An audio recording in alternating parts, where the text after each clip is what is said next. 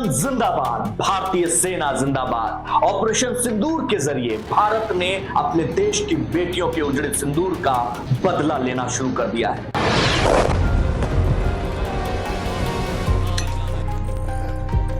ये नुकसान, ये 9 नंबर।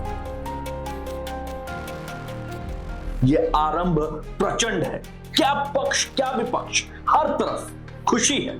और सबसे बड़ी बात, इस वक्त की सबसे बड़ी खबर, मसूद अजहर, मौलाना मसूद अजहर, आतंक का सरगना मौलाना मसूद अजहर, उसके परिवार के 10 लोग मारे गए हैं। और इस बात को मौलाना मसूद अजहर ने खुद कबूल किया है। इतना ही नहीं, उसने तो यहां तक बोल दिया कि मैं भी मर जाता इस हमले में तो ज्यादा अच्छा रहता। ऑपरेशन सिंदूर का जो कहर है वो साफ देखने को मिला है। मुस्तफाबाद एक इलाका है पाकिस्तान में, वहां भारत ने 2 स्ट्राइक की है। इसके अलावा बहावलपुर में 3री स्ट्राइक की है, कोटली में 4थी और चाक अमरू में 5वां अटैक किया गया। गुलपुर की बात करें तो वहां 6ठा और बिम्बर में 7वां अटैक किया गया। मुरिद के एक जगह है जहां 8वां गोला गिरा और सियालकोट में 9वां अटैक किया गया। भारतीय सेना की तरफ से इस ऑपरेशन सिंदूर की हर तरफ पूरी दुनिया में चर्चा हो रही है। मुरिदके में मरकज़े तैयबा को उड़ा दिया गया है। 26/11 हमले की साजिश का जो गढ़ था उसको उड़ा दिया गया है। पाकिस्तानी सेना का जो दावा है, पाकिस्तानी सेना का, वो ये है कि 6 जगहों पर हमला हुआ है, 24 जगहों पर असर हुआ है, 8 से ज्यादा लोग मरे हुए हैं, 33 लोग घायल हुए हैं। पाकिस्तानी सेना ये खुद मान रही है।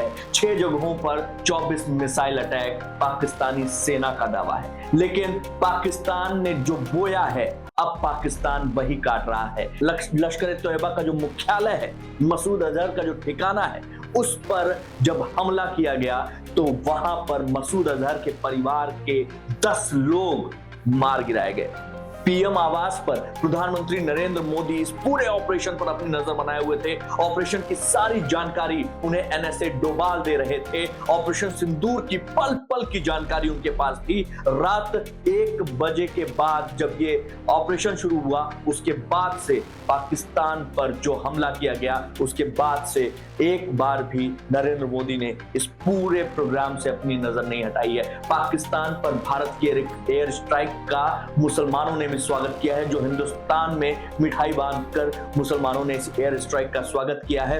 ऐसे लोग जो सरहद पार बैठे हैं और हिंदुस्तान में खून बहाने को तैयार हैं, उन सब के साथ ऐसा ही होना चाहिए। ये एक पैगाम दिया है। ऑपरेशन सिंदूर के साथ भारत की सेना ने बॉर्डर पर भी एक अलग खेला खेल दिया है।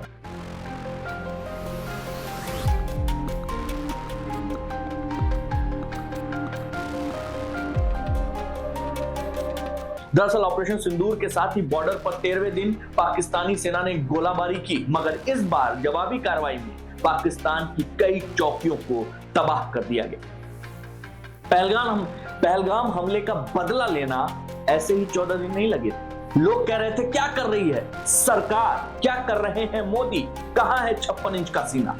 दिल्ली में दिन रात इसकी तैयारी चल रही थी।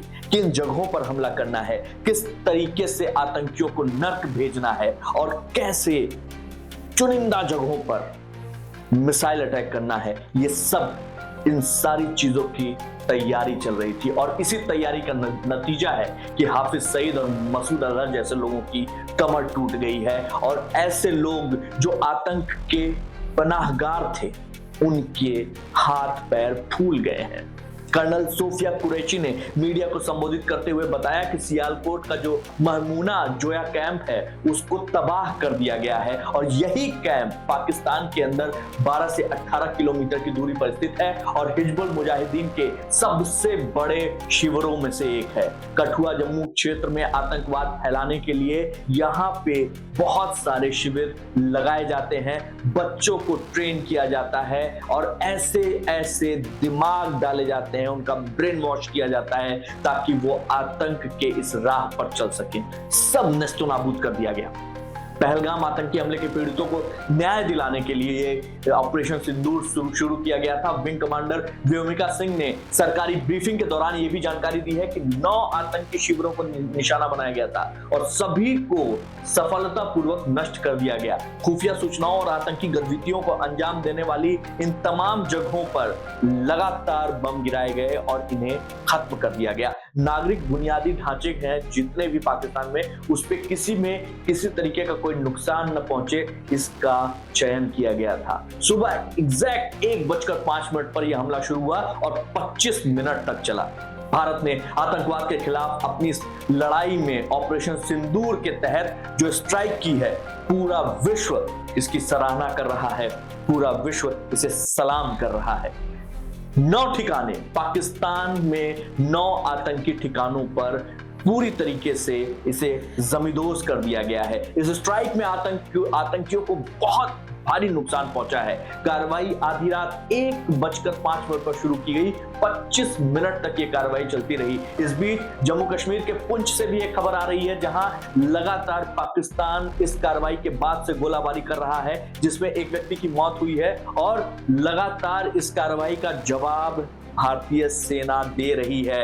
वहां सीमावर्ती इलाकों में तनाव बना हुआ है, दोनों तरफ से गोलाबारी हो रही है, लेकिन अभी फिलहाल जो सुरक्षा एजेंसियां हैं उन्होंने ये संभावना पहले ही जता दी थी कि जब हड़बड़ाएगा पाकिस्तान तो कोई ना कोई कदम उठाएगा पाकिस्तान, और ये उसकी हड़बड़ाहट का ही नतीजा है। इस खबर पर हमारी नजर बनी रहेगी। देखते रहिए न्यूज़ 5।